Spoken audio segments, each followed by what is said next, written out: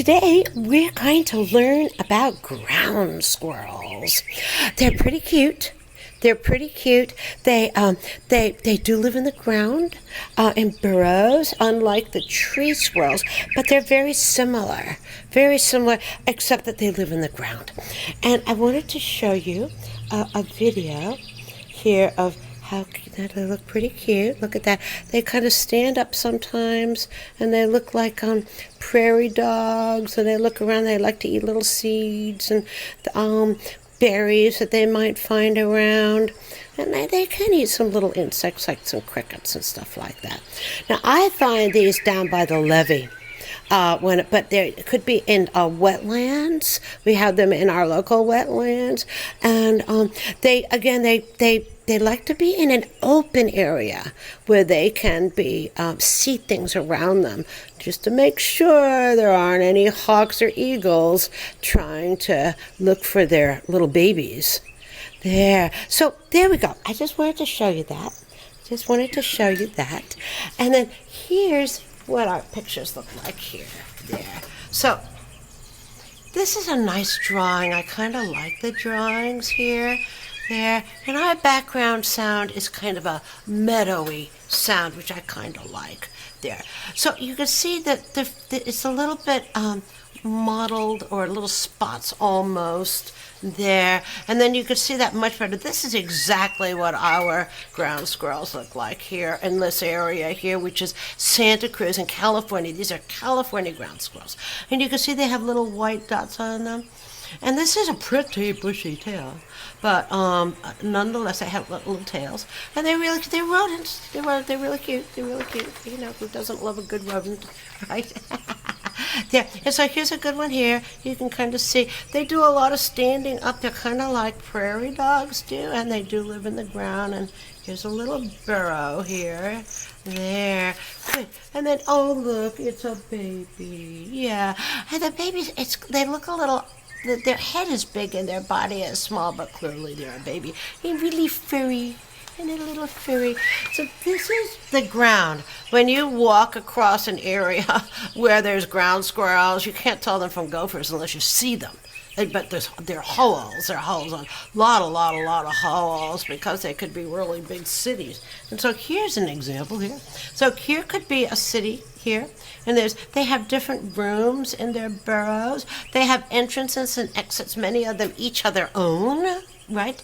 Other things can be in there too. Now here's a picture of burrowing owls. They're not that little. They're a little bit not that little. But in any event, a burrowing owl will make bigger an existing hole, right? That's what they'll do. And here's a rattlesnake, which really they really do want to come in and eat little ones. But they do have some defenses against rattlesnakes. In fact, some of them are not. They can be bitten, and the venom doesn't affect them that much, but you don't want to get bitten. Okay, and here's another one here, and here's hawks. Hawks are also other predators. They, along with other things too. Coyotes will go in there and try to dig and find them. So there you go. We have our ground squirrels. So what you're going to need today is you are going to need a paper, an eraser, a pencil, and a Sharpie if you have it, right? That would be good. If not, you just use a black pencil, or you just go back over a little bit more with your regular pencil. And the last thing I'd like to have you, if you have watercolors, that would be awesome. If you don't have watercolors, that's okay. Just use crayons or colored pencils or whatever works for you. Okay? Good. So we are going to start. You're going to use your pencil. I'm actually going to be using a charcoal. Now, I know this is very noisy, a lot of birds here, but I actually live in a place where there's a lot of other noises. So I like having my bird noises here, and you and I can talk. Okay. So what we're going to do is we're actually going to do our creature that's going to be in its burrows, right? So here it is again. Here's a burrow with a little friend, but there's a whole bunch of other burrows over here, right? So we're going to do that. And so I'm going to ask you to just draw kind of an oval shape, sort of an oval like that, oval, oval, oval, oval, like that oval. Because, things have shapes. It really helps to start with a shape. These are helping lines, right? And the other oval, it's got kind of this, that kind of just a nose or the face that kind of just goes like that, right? So we're actually going to do that. Like that. Okay, like that? Yeah, good. And then let's give it just some helping lines for where the feet will be. That would be one. One foot will be like there. These are helping lines. We're going to fill them out later. And then the other one could be over here like that, right? Like that. Whoop. Whoop. That would be the foot. Whoop. And then here's the helping lines. Helping lines, right? Okay. And then you know what? Here could be a hole, right? They dig these holes, right? And then we could put its friend's head right in there. These are all helping lines. Look, look, look. Okay, and then it has a nice bushy tail. I'm going to put the bushy tail up, but you can put the bushy tail any place you want it to be, right? Any place that you want it to be. And then maybe there's a couple holes over here, and all the buddies are over here, and they're friends, right? Now what we're going to do is fill it out. Fill it out so that it actually has a look to it. So let's just go straight over here like that. Like that. Good. And we got that. Now when we got our our legs here, let's just go over here, and they got kind of tiny feet actually for that. And then here's this one here, and little kind of tiny feet. We're just going to go over there like that, right? Good. And then they have kind of like almond eyes. They're not round. They're kind of like an almond nut. So the first thing I'm going to do over here, we have this face over here. So we're going to give it a big, fairly big eye. Here's this little nose, hello nose, and little tiny ears, hello little ears, like little tiny. This one almost looks like the baby, doesn't it? Because the body's pretty small. But it's close. It's close. You're going to do your own art. Sometimes my art doesn't always make me happy, but it's okay. You're going to do a better job. But here we are. Here's our baby. Here's our friend. And here's the thing. They have kind of larger faces when you're looking straight on, because they have cheeks. And in their cheeks, on their faces, they store food that they want to maybe eat later, right? Found a bush full of berries, right? So they'll just store stuff in their little cheeks on the side, so they don't have a skinny face. And again, they have those almond eyes. We're going to have it looking out like this.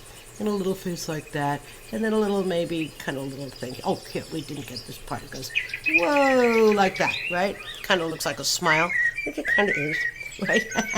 And they have little tiny ears, little tiny ears. Almost looks like a bear, but I know you're going to do better. And then, I don't know, maybe do we want to put some paws here? We could put some paws here. Whoops, oh, that won't do. There. Oh, I'm going to have to use that one here. I'm going to come back and use this one now. Okay. Little paws, maybe. There. We're pretty done. That was a good timing for that. Okay. So, and then basically there's our shape, right? These are all helping lines. And then over here, we might have a couple of grasses that would grow up over here. When they dig their holes out, there's dirt from way down deep.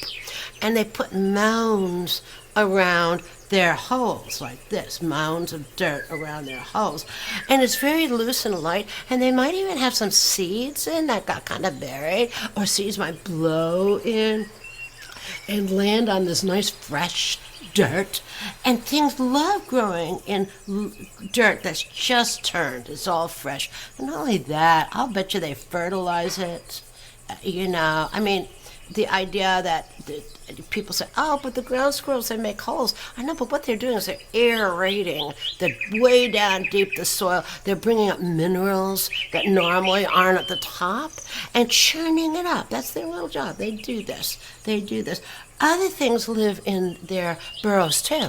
We talked about the burrowing owls, but a salamander could live in there. In fact, in the holes in here, a salamander might move in, and then in the walls of the holes, worms could go in and out, and beetles could crawl in and out, and the salamander is like it's living in the pantry.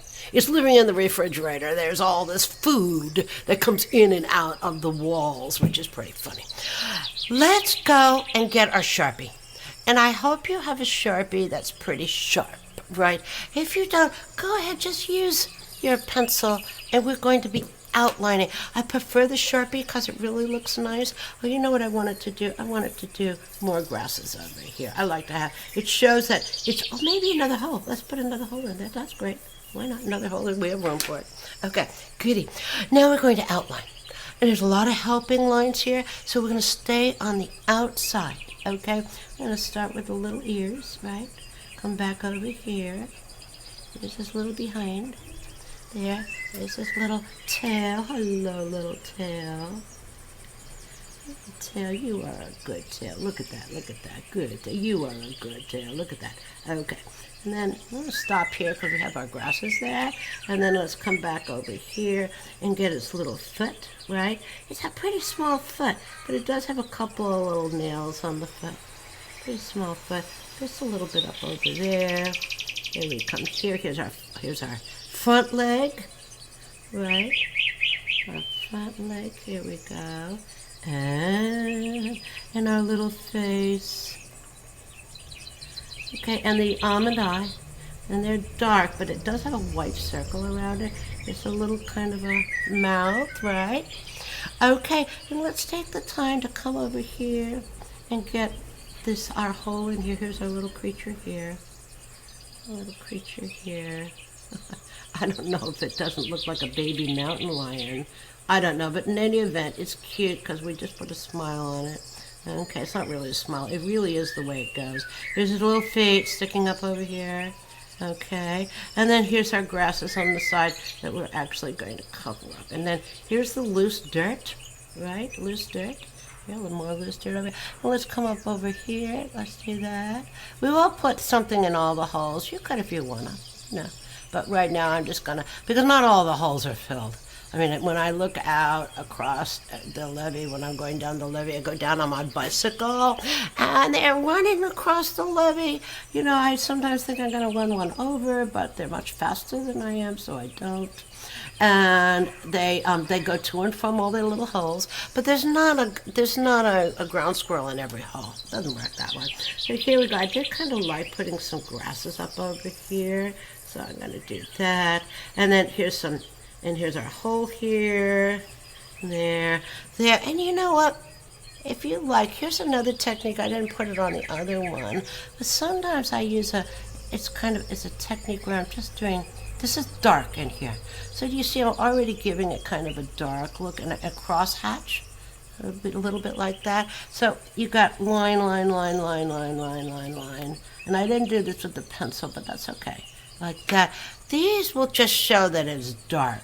Don't completely fill it in because we're going to put color in there, right? But sometimes I like to use my Sharpie to accent certain areas. And so this could be the same thing here. I'm not going to go over my little creature though, right? I want to do that. There. And it just shows that it's a little bit darker in here. That's a hole, right? Okay. You don't have to do much because we're actually going to put the color in there, right? Okay. Here we go. Good. You know, I think that's okay. I like that. Maybe, I don't know, a couple more grasses here to balance this out. And also because it's a wide open area. But there will be grasses here and there without a hole. And maybe this is the top. Here we go. We can make that a top, right? Here we go. And that way we see we have our ground squirrel, we have its little friend, and we have a bunch of holes. And now the next thing I want you to do is I want you to erase. And I'm going to do the best I can because most of mine are really done with the charcoal, and that's a little messy. But we're going to do that. Do the best you can. I found doing this ground squirrel was kind of hard. A lot of things you think, oh, that's easy. But it was getting the face. I was having trouble with the face. It kept looking like a river otter. But that's okay. Sometimes, you know, it doesn't always work perfectly. But, you know, you just keep trying because every animal is distinctive. It doesn't just have two eyes and a mouth. It's a way it actually looks that makes it look like itself rather than something else. Now look, we got this. Look at this. We got this. and it's pretty clean. I just wanted the animal to be clean so we can apply color. Okay, now I'm going to call that. I think that's pretty good. I want you to go get your watercolors or colored pencils, whatever you're going to use, right? I'm going to clean this up a little bit more. And we're going to come back and I want to show you another quickie video. And I'll turn down the sound. And then we're going to do some more art, okay? Okay, we are back with our ground squirrel. And I found I've missed a couple of things. So, remember here, look, it has this kind of mottled look here. Let's see if this one's right here. See, it has kind of little, it's almost dots, but not quite. I'm going to make them dots. And so let's go back in for a second here and create our dots in here, right? Here we go. And I do have our animal sounds in the background because we have kind of a noisy place here today. There, so look, I've made those. See that? Look, look, look. And now I'm going to take a crayon. It's just a crayon.